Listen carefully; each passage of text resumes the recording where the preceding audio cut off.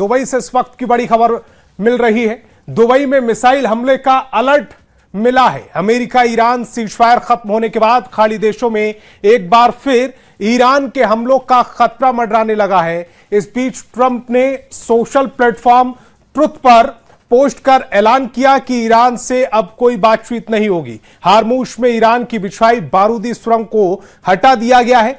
Iran ने अगर हारमूज में अब हमला किया तो उसे बख्शा नहीं जाएगा। ट्रंप ईरान के साथ ओमान पर बमबारी की धमकी दे रहे हैं।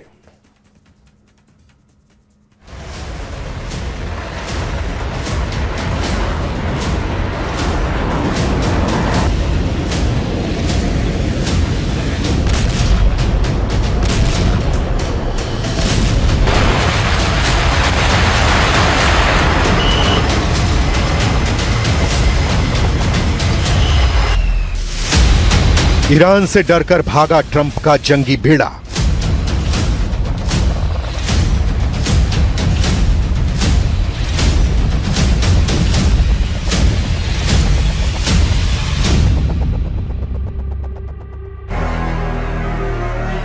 यूएसएस लिंकन ने लगाया back gear.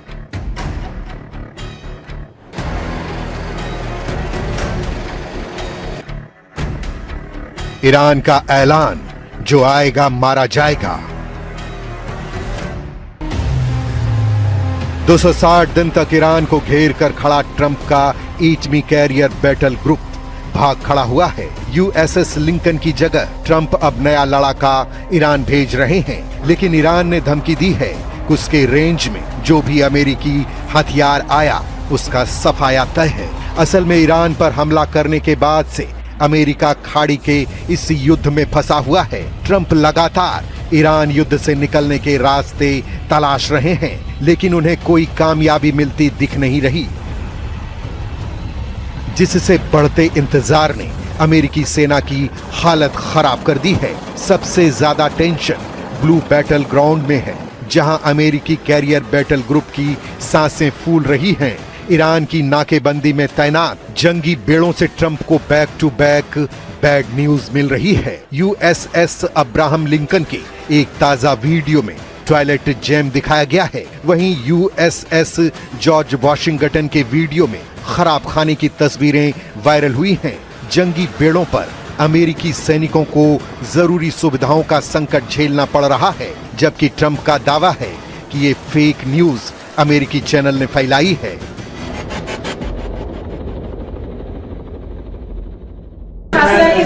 Is there enough food on the USS Lincoln? Yeah, it is. That was a CNN fake report.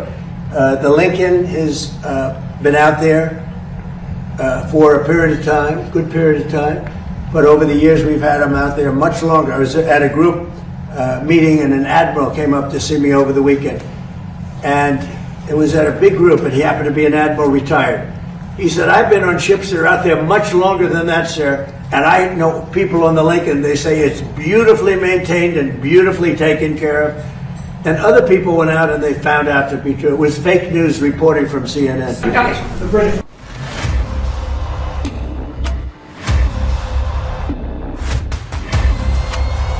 Trump माने या नहीं, लेकिन ईरान फ्रंट पर उनकी सेना मुश्किलों में घिरी हुई है, वरना लिंकन की जगह जॉर्ज वॉशिंगटन को ईरान फ्रंट पर तैनात क्यों किया जा रहा है? वैसे भी हारमूज पर ट्रंप का सब्र जवाब दे गया है। अब उन्हें ऑयल रूट पर जिसने भी चैलेंज दिया उसका सफाया फाइनल है। ये दावा ट्रंप ने किया है कि अब खाड़ी की किसी भी देश ने अगर हारमूज पर ईरान के पक्ष का रुख किया तो उसे राख में मिला देंगे। आखिर ट्रंप हारमूज पर हाइपर टेंशन में क्यों आ गए हैं? उन्होंने ओमान को लिमिट में रहने की लास्ट वार्निंग दे डाली है, जिससे अमेरिका और ओमान के रिश्तों में भी जबरदस्त तनाव की खबर गर्म हो गई है। फॉक्स न्यूज की रिपोर्ट के मुताबिक राष्ट्रपति डोनाल्ड ट्रंप ने अपने सहयोगी देश ओमान को धमकी दी कि अगर वो ईरान से बातचीत में अमेरिकी कोशिशों के रास्ते में आया तो उस पर बमबारी की जा सकती है। ओमान और अमेरिका दोनों ही अलग अलग चैनलों से तेहरान के साथ हारमूज खोलने पर बातचीत कर रहे हैं। ईरान और ओमान के बीच हारमूज स्ट्रेट के रूट मैप पर सहमति बनी है। समझौते को अंतिम रूप देने की तैयारी है।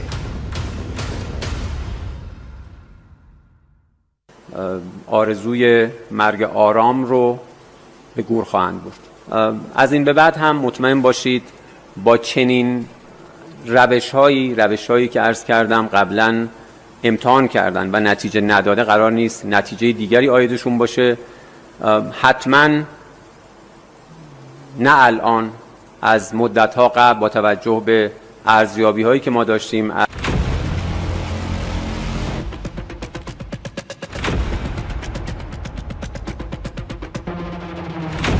ईरान से ओमान की इसी डील ने ट्रंप को आउट ऑफ कंट्रोल कर दिया है। असल में ईरान और ओमान के बीच हॉर्मुज से जहाजों के ट्रांजिट रूट को लेकर सहमति बनी है। ईरान ने इसकी पुष्टि की है। ईरान के मुताबिक दोनों देशों ने हॉर्मुज के ट्रांजिट रूट के नक्शे पर समझ बना ली है। ईरान और ओमान अब उस समझौते को अंतिम रूप देने में जुटे हैं। इसके बाद दोनों देश रूट मैप के साथ संयुक्त बयान जारी करेंगे। प्रस्तावित व्यवस्था के तहत फारस की खाड़ी में जाने वाले जहाज ईरान के तट के करीब उत्तरी रूट से प्रवेश करेंगे। वहीं फारस की खाड़ी से बाहर निकलने वाले जहाज ओमान के तट के करीब दक्षिणी रूट का इस्तेमाल करेंगे। ईरान के विदेश मंत्रालय के प्रवक्ता इस्माइल बघाई ने जानकारी दी है कि नए रास्ते को लेकर सहमति बन गई है, जिसका इस्तेमाल जहाज इस समुद्री रास्ते से गुजरने के लिए करेंगे। पहले जो जानकारी सामने आई थी, उस व्यवस्था के तहत जहाज ईरानी तट से लगे उत्तरी रास्ते से एंट्री करेंगे और ओमान के तट से लगे दक्षिणी रास्ते से बाहर निकलेंगे। अब अंतिम समझौते और संयुक्त बयान का इंतजार है। बस इसी बात से ट्रंप का दिमाग गर्म हो गया है। उन्होंने ओमान की क्लास लगा दी है।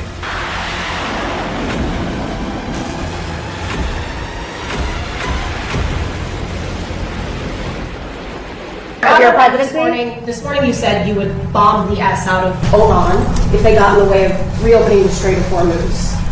Would you say you're out of patience with Oman, a strategic? No, I don't think they behave very well, but we'd handle them very easily, just like we do other things. Oman पर Trump के गुस्सैल रुख ने खाड़ी देशों को भड़का दिया है। अमेरिका की ईरान पॉलिसी को लेकर पहले से नाराज कई खाड़ी देश नए सेटअप तैयार कर रहे हैं, क्योंकि ज्यादातर देशों ने मान लिया है कि अमेरिका ईरान युद्ध बातचीत से बंद नहीं होने वाला। जिन देशों ने ट्रंप से बगावत के सिग्नल दिए हैं, उसमें सऊदी अरब, यूएई, कतर, कुवैत और बहरीन शामिल हैं। इन देशों को अब डर सता रहा है कि ट्रंप के युद्ध की कीमत उन्हें चुकानी पड़ेगी। वॉशिंगटन पोस्ट की रिपोर्ट के मुताबिक अमेरिका को अरब वर्ल्ड के गुस्से की जानकारी दे दी गई है। शायद ये भी एक वजह है जिससे अमेरिका अपने सैन्य अड्डों की शिफ्टिंग शुरू करने की जल्दबाजी में है।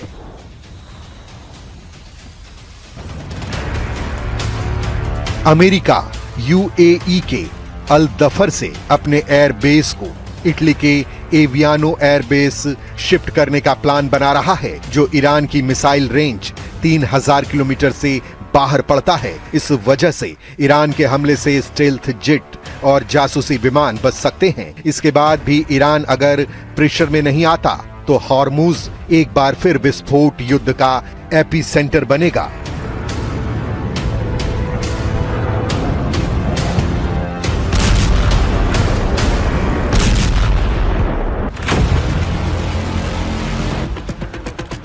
जिससे अरब वर्ल्ड में हालत काफी खौफनाक हो सकते हैं, क्योंकि ईरान खाड़ी में बचे हुए उन अड्डों को दहलाएगा जहां अमेरिकी सेना है। इसी वजह से अमेरिका ने बहुत जल्दी अपने सैन्य ठिकाने बदलने का प्लान बनाया है।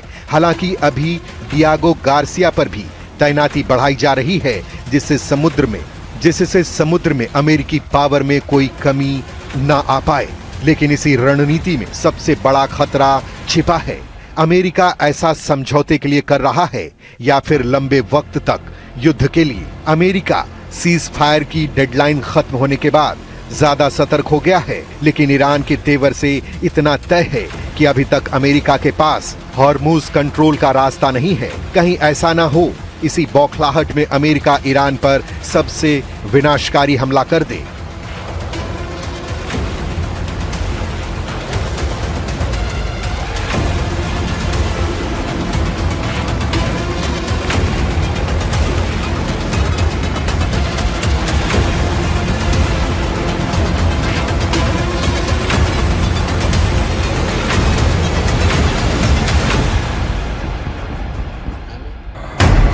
अमेरिका ईरान के बीच डील की सुई एक जगह अटकी हुई है। ये ना तो हॉर्मुज है, ना ही मुस्तवा का तख्ता पलट है, ना ही ईरान के प्रॉक्सी फाइटर ग्रुप हैं, ना ही लेबनान और यमन का युद्ध है। ट्रंप अब सिर्फ एटम बम की तरफ उंगली दिखा रहे हैं। वो धमकी दे रहे हैं कि ईरान के एटमी प्रोग्राम का द एंड नहीं हुआ तो दुनिया परमाणु धमाकों में उड़ जाएगी।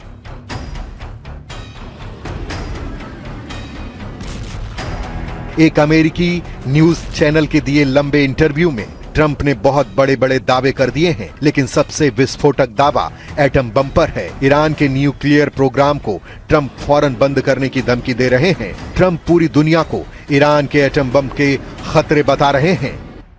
I had to divert because if I didn't do that, right now you would have Iran with a nuclear weapon, and if they had a nuclear weapon, you would be calling everybody over there, sir, and you don't want to do that.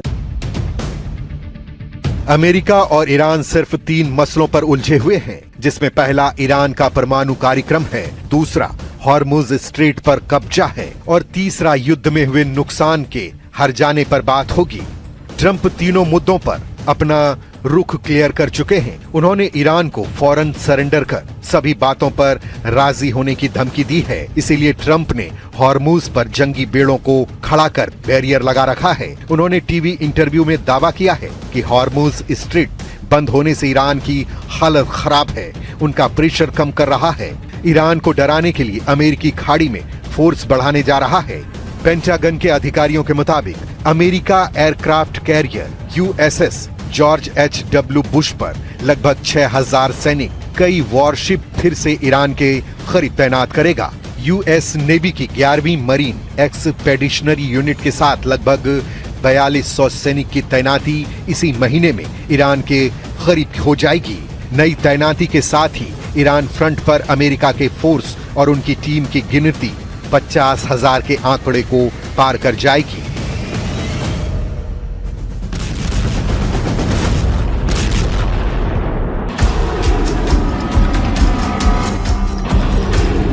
Trump fire power बढ़ा रहे हैं तो Iran भी पीछे नहीं है। Iran उनकी हर चाल को तसल्ली से काट रहा है।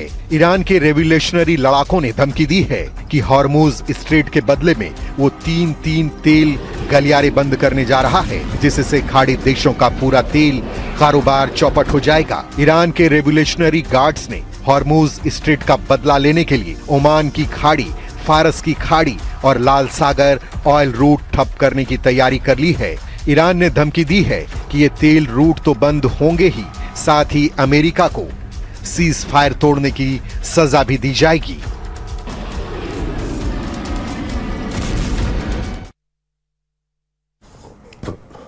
और इस वक्त की एक बड़ी खबर मिल रही, मोदी कैबिनेट से बिहार को बड़ी सौगात मिली है। मुजफ्फरपुर सीतामढ़ी सोनबरसा हाईवे 4 लेन होगा। करीब 82 किलोमीटर लंबे इस प्रोजेक्ट पर 3,590 करोड़ रुपए खर्च होंगे। इस हाईवे के बनने से मुजफ्फरपुर से भारत नेपाल सीमा के पास सोनबरसा तक सफर आसान और तेज होगा। मुजफ्फरपुर, मुकेशदपुर, रुन्नी, सैदपुर, धुम्मा, जुमरा, भोतही और सोनबरसा जैसे इलाकों में ट्रैफिक का दबाव भी कम होगा। सरकार के मुताबिक इस प्रोजेक्ट से यात्रा का समय घटेगा, ईंधन की बचत होगी, सड़क सुरक्षा बेहतर होगी और बिहार में कारोबार और रोजगार को बढ़ावा मिलेगा। और रवि मेरे सहयोगी ज्यादा जानकारी के साथ फोन लाइन पर जुड़ रहे हैं। रवि, बिहार को एक और बड़ी सौगात मिली है। केंद्र सरकार की तरफ से एक बड़ा फैसला हुआ है, और खास करके बिहार के लिए और भी कैबिनेट में डिसीजन लिए गए हैं मोदी सरकार की तरफ से। लेकिन बिहार के लिए एक बड़ा फैसला, क्योंकि मुजफ्फरपुर सीतामढ़ी सोनबरसा हाईवे है वो होगा और इसको लेकर आज फैसला हुआ, इसको लेकर मंजूरी दी गई है। 82 किलोमीटर से ज्यादा ये लंबा है और 590 करोड़ रुपए की लागत से होता है। और खास करके जो ट्रैफिक जाम और दूसरी जो दिक्कतें होती है वो आसान होगी। उससे लोगों को मुजफ्फरपुर और तमाम जो थुम्बा है, डुमरी है, बुतई है, सोनबरसा जैसे इलाकों में ट्रैफिक का दबाव होगा, कम होगा। और हाईवे सबसे बड़ी बात है कि 100 किलोमीटर पर स्पीड की डिजाइन के हिसाब से बनाया जाएगा और इसमें बीच कट या क्रॉसिंग नहीं होगी, जैसे कि बिना किसी रुकावट के जो सफर होगा तेज होगा और आसान होगा। इसमें 7 बड़े पुल होंगे, 3 रेलवे ब्रिज होंगे, 2 फाइबर बनाए जाएंगे। तो एक बड़ा प्रोजेक्ट और उस बड़े प्रोजेक्ट को आज कैबिनेट की मंजूरी दी गई है। रवि, इसकी शुरुआत कब से हो सकती है? इसको लेकर कोई टाइमलाइन सामने आई है अभी तक? अभी टाइमलाइन सामने नहीं आई, क्योंकि कैबिनेट का डिसीजन हुआ है अभी तुरंत ही, और इसको कैबिनेट के डिसीजन के जो कैबिनेट के जो डिसीजन है उसको लेकर केंद्रीय मंत्री अश्विनी वैष्णव ने अभी थोड़ी देर पहले ब्रीफ भी किया है मीडिया को। लेकिन अब डिपार्टमेंट वाइज, यानी कि उसको लेकर जो डिपार्टमेंट है वो राज्य सरकार के साथ मिलकर भी किस तरीके से वहां पे कोऑर्डिनेशन की भी जरूरत होगी, और उसको लेकर भी एक टाइमलाइन निर्धारित किया जाएगा कि कब इसकी शुरुआत होगी, कौन इसका शिलान्यास करेगा और कब इसको पूरा किया जाएगा। और आसपास जिन जमीनों को अधिग्रहण करने की जरूरत होगी वो भी काम कितनी तेजी से होता है, ये भी देखने वाली बात होगी। रवि, आप मेरे साथ जुड़े, आपका बहुत बहुत शुक्रिया।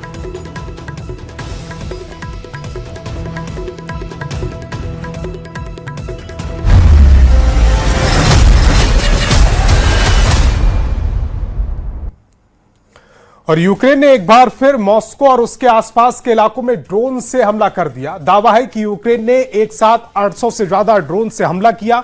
हालांकि रूस ने ज्यादातर ड्रोनों को मार गिराने का दावा किया। इधर खार्किव पर रूस के मिसाइल हमले में 10 लोगों की मौत की खबर है। दावा है कि रूस ने ओडेसा पोर्ट के पास एक के बाद एक हमले किए।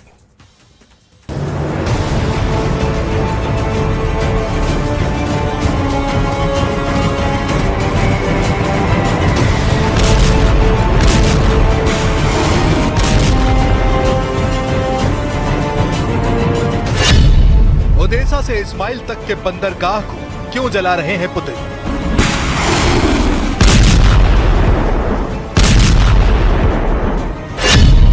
मॉस्को की सबसे बड़ी रिटेल चेन को क्यों बार बार टारगेट कर रहे हैं जेलेंस्की?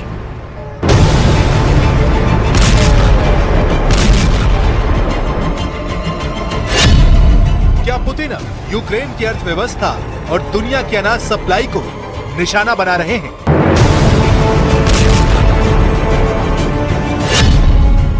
क्या रूस और यूक्रेन की जंग फ्रंट लाइन से बहुत आगे बढ़ गई है?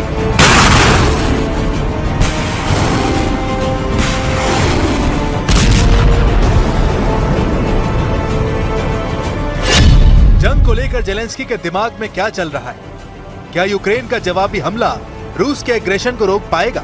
क्या आने वाली सर्दियों से पहले यूक्रेन को आर्थिक रूप से तोड़ना चाहते हैं पुतिन?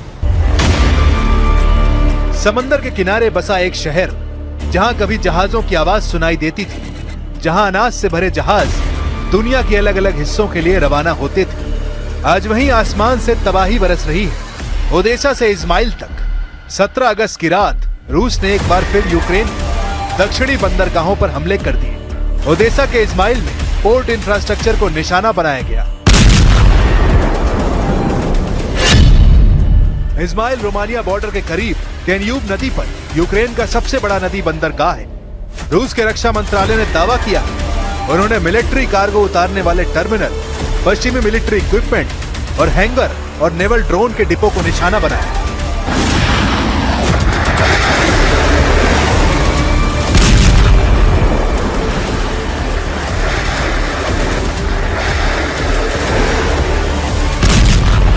इस्माइल यूक्रेन का डेन्यूब पर सबसे बड़ा बंदरगाह है और युद्ध के दौरान इसकी अहमियत और बढ़ गई, क्योंकि रूस के ब्लैक सी दबाव के बीच यूक्रेन ने डेन्यूब के रास्ते को एक वैकल्पिक एक्सपोर्ट कॉरिडोर की तरह इस्तेमाल किया। इस्माइल से निकलने वाला माल डेन्यूब के रास्ते रोमानिया की तरफ और फिर यूरोप के दूसरे हिस्सों तक पहुंच सकता है। यानी रूस अगर ब्लैक सी के रास्ते को दबाता है तो यूक्रेन के पास डेन्यूब का रास्ता मौजूद रहता है, और अगर डेन्यूब के बंदरगाह भी लगातार हमलों की जद में आ जाए तो यूक्रेन की पूरी एक्सपोर्ट चेन पर दबाव बढ़ जाएगा।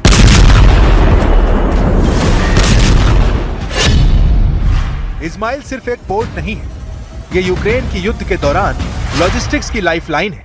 वर्ल्ड बैंक के मुताबिक डेन्यूब के बंदरगाहों ने युद्ध के बाद यूक्रेन के वैकल्पिक निर्यात रास्तों में महत्वपूर्ण भूमिका निभाई है। इस्माइल, रेनी और दूसरे डेन्यूब पोर्ट यूक्रेन को यूरोपीय बाजारों से जोड़ने वाली लॉजिस्टिक्स चेन का हिस्सा है। उसी रात ओदेसा में भी हमला हुआ। रूस की सेना ने पेट्रोल बोट और फ्यूल स्टोरेज टैंकों पर भी हमला किया। यूक्रेन ने दावा किया कि इस हमले में एक नागरिक जहाज तबाह हो गया, जबकि कई लोग घायल हो गए। जुलाई से ही रूस ब्लैक सी और डेन्यूब के बंदरगाहों को निशाना बना रहा है।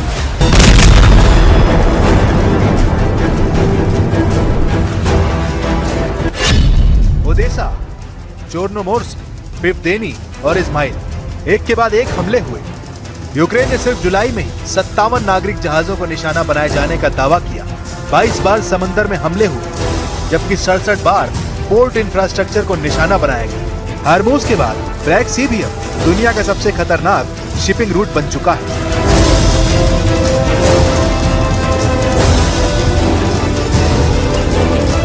Ще одне була доповідь переговорної команди. Ми передали американській стороні наші пропозиції, і Америка може і допомогти нашому захисту, і передусім з ППО, і тиснути на Росію заради того, щоб плани були інші, готувати закінчення війни, а не затягування.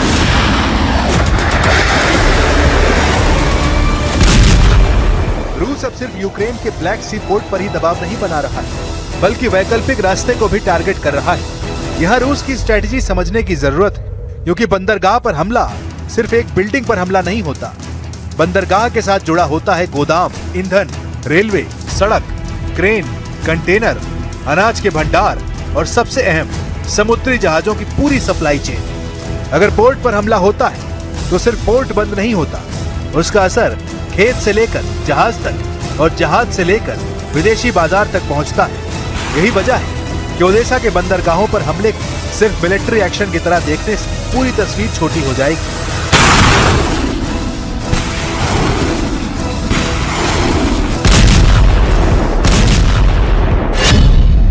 रूस का प्लान यूक्रेन के पूरे सप्लाई चेन को तोड़ने का है, यूक्रेन की अर्थव्यवस्था को कमजोर करने का है और यूक्रेन से यूरोप तक पहुंचने वाले सामानों को रोकना है। –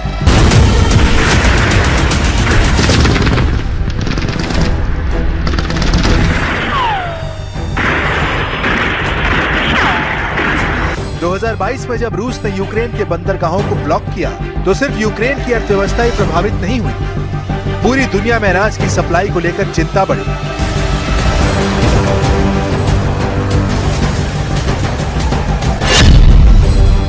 2022 में यूएन और तुर्की की मध्यस्थता से ब्लैक सी के रास्ते यूक्रेनी अनाज की आवाजाही शुरू हुई।